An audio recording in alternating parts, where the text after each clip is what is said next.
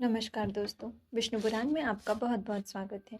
आज हम विष्णु पुराण के चतुर्थ अंश के दूसरे अध्याय को शुरू करते हैं। इक्ष्वाकु के वंश का वर्णन तथा सौभरी चरित्र। श्री पराशर जी बोले, जिस समय रैवत कुकुदमी ब्रह्मलोक से लौटकर नहीं आए थे, उसी समय पुण्यजन नामक राक्षसों ने उनकी पूरी कुशस्थली का ध्वंस कर दिया।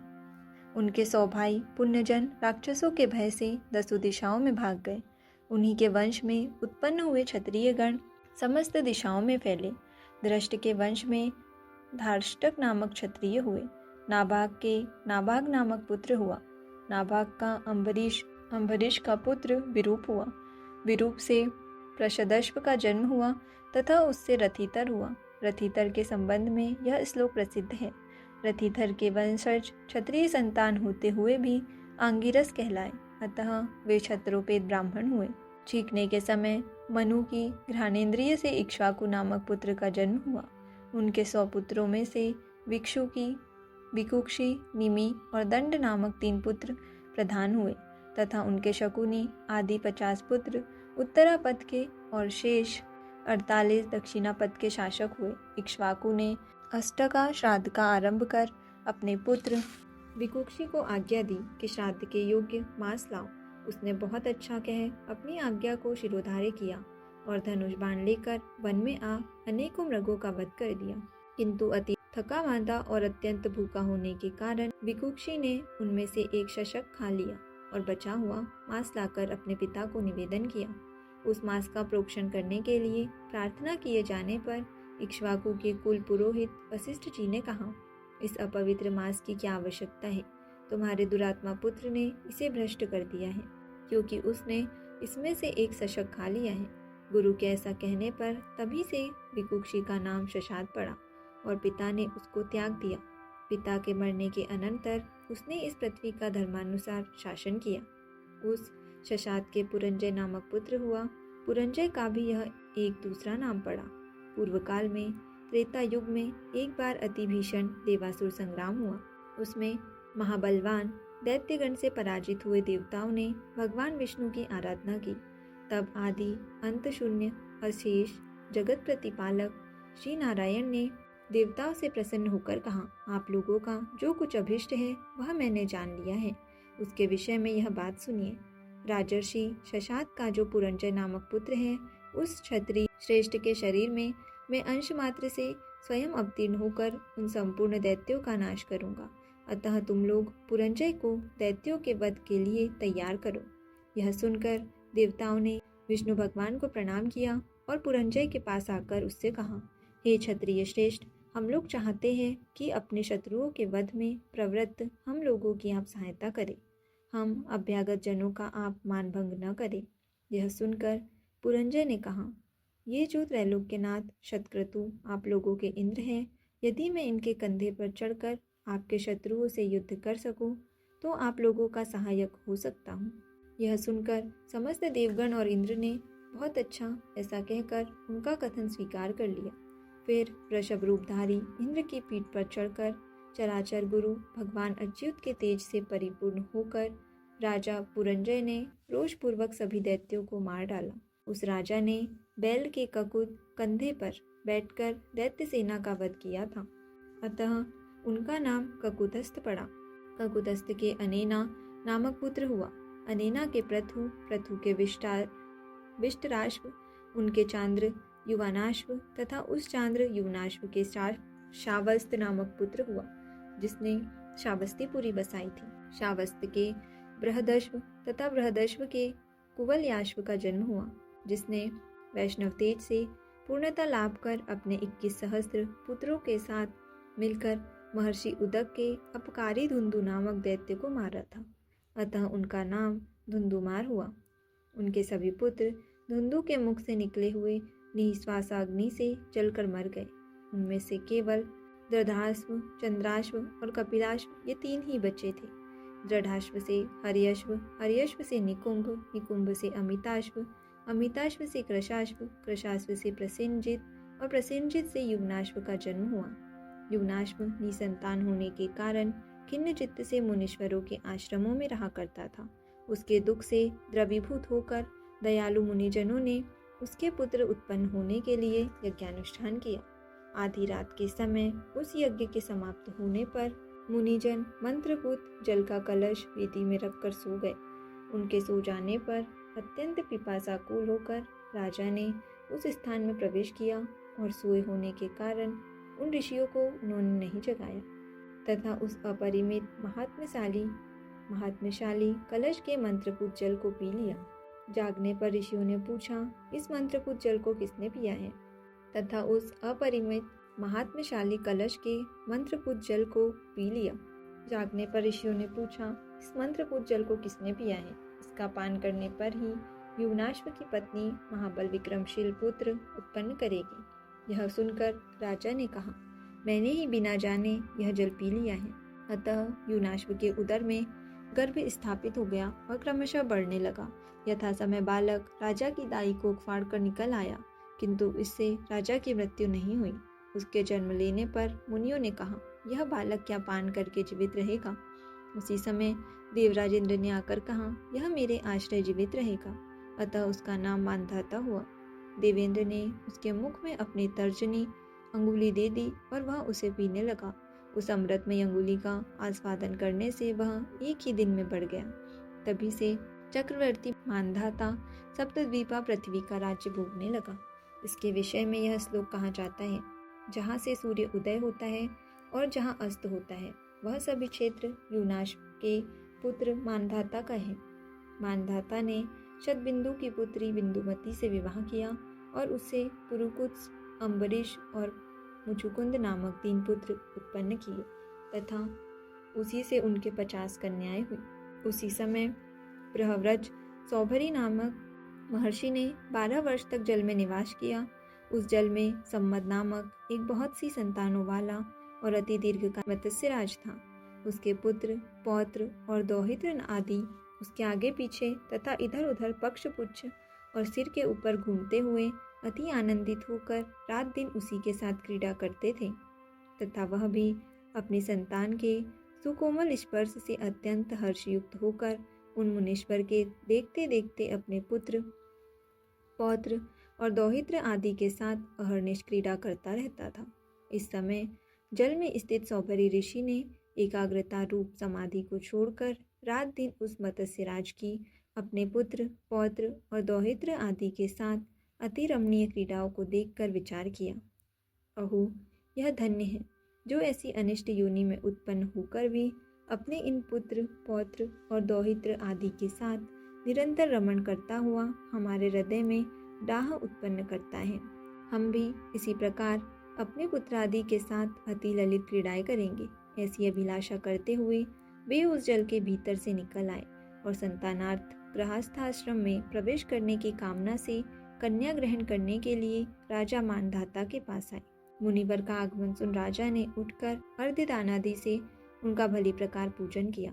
तदनंतर शौभरी मुनि ने आसन ग्रहण करके राजा से कहा। शौभरी जी बोले, हे राजन, मैं कन्या परिग्रह का अभिलाषी हूँ, अतः तुम मुझे एक कन्या दो, मेरा प्रणय भंग मत करो।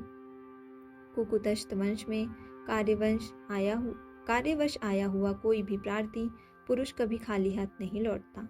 हे मानधाता, पृथ्वी तल में और भी अनेक राजलोक हैं और उनके भी कन्याएं उत्पन्न हुई है, किंतु याचकों को मांगी हुई वस्तु दान देने के नियम में दृढ़ प्रतिज्ञ हो, यह तुम्हारा प्रशंसनीय कुल ही है। हे राजन, तुम्हारे 50 कन्याएं हैं, उनमें से तुम मुझे केवल एक ही दे दो।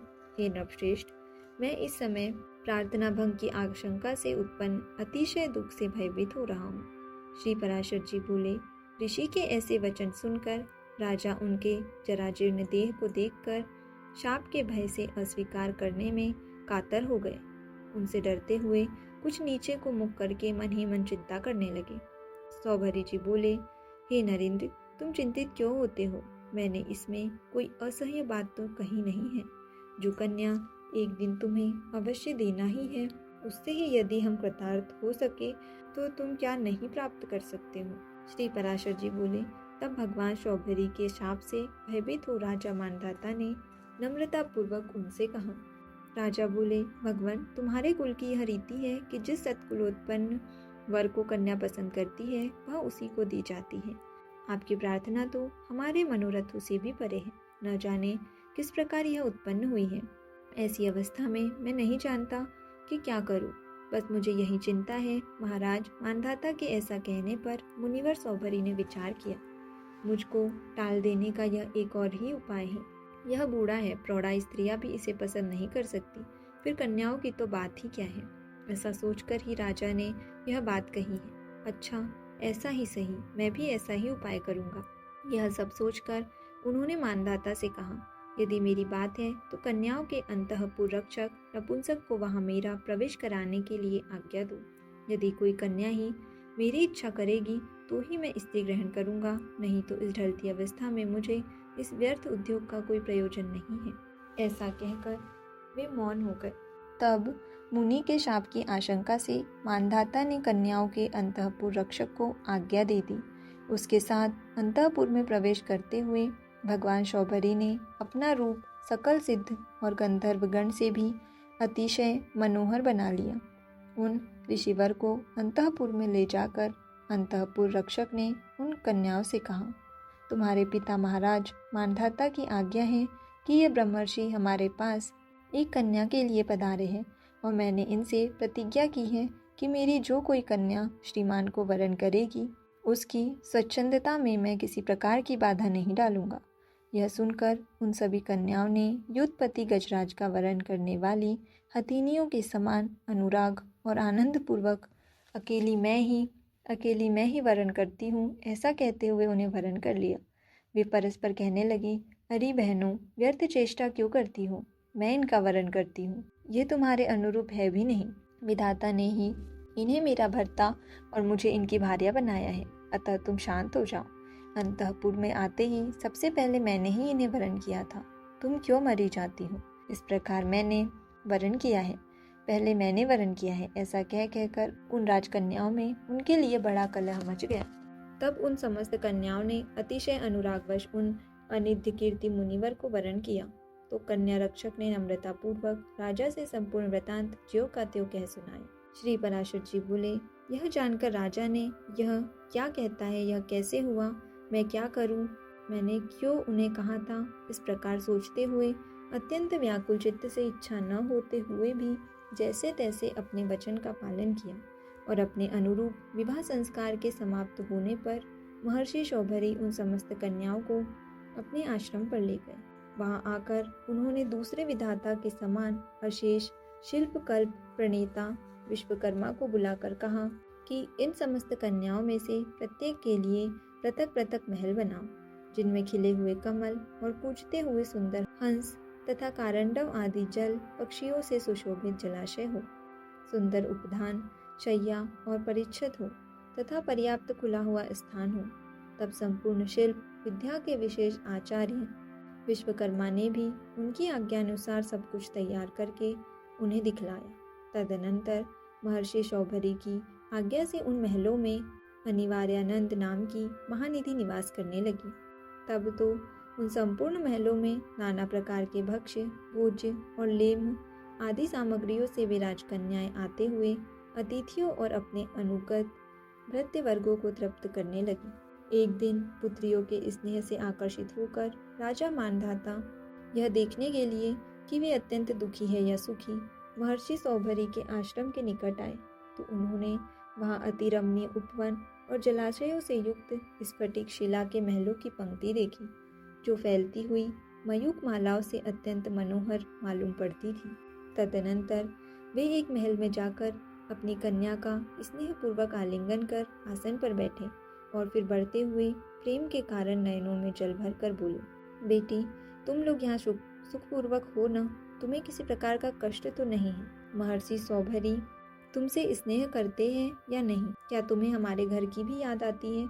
पिता के ऐसा कहने पर उस राजपुत्री ने कहा, पिताजी, यह महल अति रमणीय है, ये उपवन आदि भी अतिशय मनोहर है। खिले हुए कमलों से युक्त जलाशयों में जल पक्षीगण सुंदर बोली बोलते हैं। भक्ष्य, भोज्य आदि खाद्य पदार्थ, उबटन और वस्त्राभूषण आदि भोग तथा सुकोमल शय्यासन आदि सभी मन के अनुकूल है।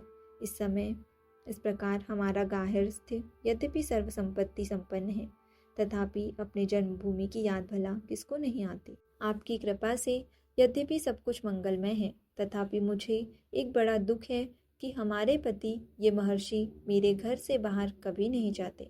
अत्यंत प्रीति के कारण ये केवल मेरे ही पास रहते हैं। मेरी अन्य बहनों के पास ये जाते ही नहीं हैं। इस कारण से मेरी बहनें अति दुखी होगी यदि यही मेरे अति दुख का कारण है।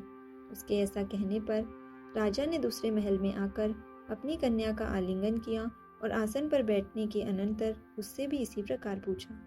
उसने भी उसी प्रकार महल आदि संपूर्ण उपभोगों के सुख का वर्णन किया और कहा कि अतिशय प्रीति के कारण महर्षि केवल मेरे ही पास रहते हैं और किसी बहन के पास नहीं जाते। इस प्रकार पूर्ववत सुनकर राजा एक एक करके प्रत्येक महल में गए और प्रत्येक कन्या से इसी प्रकार पूछा और सबने वैसा ही उत्तर दिया। अंत में आनंद और विस्मय के भार से विवशित होकर उन्होंने एकांत में स्थित भगवान सौभरी की पूजा करने के अनंतर उनसे कहा, भगवान, आपकी ही योग सिद्धि का यह महान प्रभाव देखा है। इस प्रकार के महान वैभव के साथ और किसी को भी विलास करते हुए हमने नहीं देखा, सो यह सब आपकी तपस्या का ही फल है। इस प्रकार उनका अभिवादन कर वे कुछ काल तक उन मुनिवर के साथ ही अभिमत भोग भोगते रहे और अंत में अपने नगर को चले आए। कालक्रम से उन राजकन्याओं से सौभरी मुनि के 150 पुत्र हुए। इस प्रकार दिन दिन स्नेह का प्रसार होने से उनका हृदय अतिशय ममता में हो गया। वे सोचने लगे, क्या मेरे ये पुत्र मधुर बोली से बोलेंगे, अपने पाँव से चलेंगे, क्या ये युवावस्था को प्राप्त होंगे? इस प्रकार क्या मैं इन्हें सपत्नीक देख सकूंगा? फिर क्या इनके पुत्र होंगे और मैं इन्हें अपने पुत्र पौत्रों से युक्त देखूंगा? इस प्रकार कालक्रम से दिनानुदिन बढ़ते हुए इन मनोरथों की उपेक्षा कर वे सोचने लगे, अहो मेरे मोह का कैसा विस्तार है। इन मनोरथों की तो हजारों लाखों वर्षों में भी समाप्ति नहीं हो सकती। उनमें से यदि कुछ पूर्ण भी हो जाते हैं तो उनके स्थान पर अन्य नए मनोरथों की उत्पत्ति हो जाती है। मेरे पुत्र पैरों से चलने लगे, फिर वे युवा हुए, उनका विवाह हुआ तथा उनके संतानें हुई। यह सब तो मैं देख चुका, किंतु अब मेरा चित्त उन पौत्रों के पुत्र जन्म को भी देखना चाहता है। यदि उनका जन्म भी मैंने देख लिया तो फिर मेरे चित्त में दूसरा मनोरथ उठेगा, और यदि वह भी पूरा हो गया तो अन्य मनोरथ की उत्पत्ति को ही कौन रोक सकता है। मैंने अब भली प्रकार समझ लिया है कि मृत्यु पर्यंत मनोरथों का अंत तो होना नहीं है, और जिस चित्त में मनोरथों की आसक्ति होती है वह कभी परमार्थ में लग नहीं सकता। अहो मेरी वह समाधि जलवास के साथ ही मत्स्य के संग से अकस्मात नष्ट हो गई, और उस संग के कारण ही मैंने स्त्री को धन आदि का परिग्रह किया, तथा परिग्रह के कारण ही अब मेरी तृष्णा बढ़ गई है। एक शरीर का ग्रहण करना ही महान दुख है, और मैंने तो इन राजकन्याओं का परिग्रह करके उसे 50 गुना कर दिया है, तथा अनेक पुत्रों के कारण अब वह बहुत ही बढ़ गया है। अब आगे भी पुत्रों के पुत्र तथा उनके पुत्रों से और उनका पुनः पुनः विवाह संबंध करने से वह और भी बढ़ेगा। यह ममता रूप विवाह संबंध अवश्य बड़े ही दुख का कारण है। जलाशय में रहकर मैंने जो तपस्या की थी उसकी फलस्वरूपा यह संपत्ति तपस्या की बाधक है। मत्स्य के संग से मेरे चित्त में जो पुत्र आदि का राग उत्पन्न हुआ था उसी ने मुझे ठग लिया। निसंगता ही यातियों को मुक्ति देने वाली है। संपूर्ण दोष संग से ही उत्पन्न होते हैं। संग के कारण तो योगारूढ़ यति भी पतित हो जाते हैं, फिर मंदमती मनुष्यों की तो बात ही क्या है। परिग्रह रूपी ग्रह ने मेरी बुद्धि को पकड़ा हुआ है। इस समय मैं ऐसा उपाय करूंगा जिससे दोषों से मुक्त होकर फिर अपने कुटुंबियों के दुख से दुखी न हो। अब मैं सबके विधाता अचिंत्य रूप अणु से भी अणु और सबसे महान सत्व एवं तमः स्वरूप तथा ईश्वरों के भी ईश्वर भगवान विष्णु की तपस्या करके आराधना करूंगा। उन संपूर्ण तेजों में सर्वस्वरूप अव्यक्त विस्पष्ट शरीर अनंत श्री विष्णु भगवान में मेरा दोष रहित चित्त सदा निश्चल रहे, जिससे मुझे फिर जन्म न लेना पड़े। जिस सर्वरूप अमल अनंत सर्वेश्वर और आदि मध्य शून्य से पृथक और कुछ भी नहीं है, उस गुरुजनों के भी परम गुरु भगवान विष्णु की मैं शरण लेता हूँ। श्री पराशर जी बोले, इस प्रकार मन ही मन सोचकर सौभरी मुनिपुत्र ग्रह, आसन, परिच्छद आदि संपूर्ण पदार्थों को छोड़कर अपनी समस्त स्त्रियों के सहित वन में चले गए। वहां वानप्रस्थों के योग्य समस्त क्रियाकलाप का अनुष्ठान करते हुए संपूर्ण पापों का क्षय हो जाने पर तथा मनोवृत्ति के राग द्वेषहीन हो जाने पर आहवनी आदि अग्नियों को अपने में स्थापित कर सन्यासी हो गए। फिर भगवान में आसक्त हो संपूर्ण कर्म कलाप का त्याग कर परमात्म परायण पुरुषों के अच्युत पद को प्राप्त किया, जो अजन्मा, अनादि, अविनाशी, विकार और मरणादि धर्मों से रहित, इंद्रियादि से अतीत तथा अनंत है। इस प्रकार मानदाता की कन्याओं के संबंध में मैंने इस चरित्र का वर्णन किया है। जो कोई इस सौभरी चरित्र का स्मरण करता है अथवा पढ़ता है, पढ़ाता है, सुनता सुनाता, धारण करता कराता, लिखता लिखवाता तथा सीखता सिखाता अथवा उपदेश करता है, उसके 6 जन्मों तक दुसंतति, असत धर्म और वाणी अथवा मन की कुमार्ग में प्रवृत्ति तथा किसी भी पदार्थ में ममता नहीं होती। तो यहाँ विष्णु पुराण के चतुर्थ अंश के दूसरे अध्याय का समापन होता है। आज के लिए इतना ही। धन्यवाद।